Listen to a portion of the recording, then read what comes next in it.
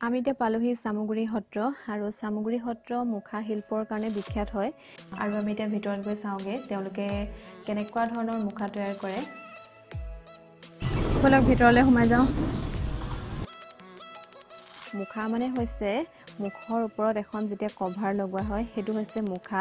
আৰু মুখাবিলাক তেওঁলোকে সম্পূৰ্ণ থলুৱা বস্তুৰে নিৰ্মাণ কৰে বাঁহ বেত মৰাপাটৰ ৰছী তাৰ পিছত কমাৰ মাটি যিটো টেকেলি বনাবৰ কাৰণে ব্যৱহাৰ কৰা হয় আৰু গোবৰ ব্যৱহাৰ কৰে আৰু মুখাবিলাক অসমীয়া সমাজত প্ৰচলিত যিটো ভাওনা সেই নাটবিলাকত ব্যৱহাৰ কৰা হয় আৰু এতিয়া আপোনালোকে মুখাবিলাক চাই লওক কি মুখা আছে হনুমানৰ মুখা আছে ৰাৱণৰ আৰু কিছুমান অসুৰৰ মুখা আছে বহুত ধৰণৰ মুখা আছে ইয়াতে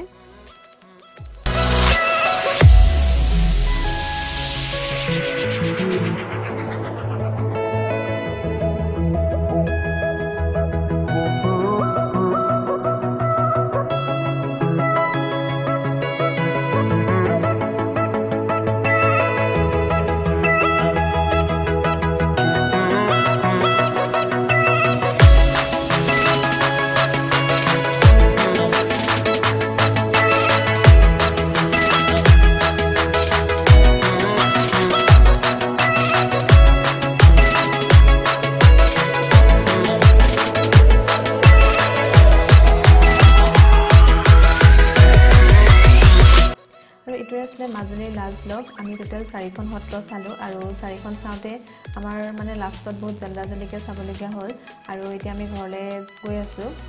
আমি ঘৰ পাওঁতে প্ৰায় ৰাতি 8-9 মান বাজি যাব আমি এতিয়া লাহে লাহে গৈ থাকোঁ আৰু আপোনালোকে যদি মোৰ ভিডিঅ'টো চাই ভাল পালে তেতিয়াহ'লে লাইক কৰি দিব আৰু মোৰ চেনেলত যদি নতুন ভিউৱাৰ হয় তেতিয়াহ'লে মোৰ চেনেলটো ছাবস্ক্ৰাইব কৰি দিব আকৌ লগ পাম আন এটি ভিডিঅ'ত বাই বাই